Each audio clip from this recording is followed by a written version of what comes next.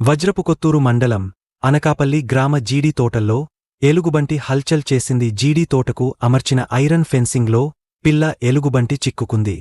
పిల్ల ఎలుగుబంటి చిక్కుకోవడంతో గత 2 రోజులుగా తల్లి ఎలుగుబంటి అక్కడే మకాం వేసింది. తల్లి ఎలుగుబంటి అరుపులతో స్థానిక ప్రజలు భయాందోళనలకు గురవుతున్నారు.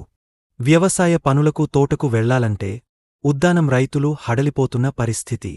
అటవీశాఖాధికారులు తక్షణమే చర్యలు తీసుకోవాలని గ్రామ ప్రజలు మొరపెట్టుకుంటున్నారు.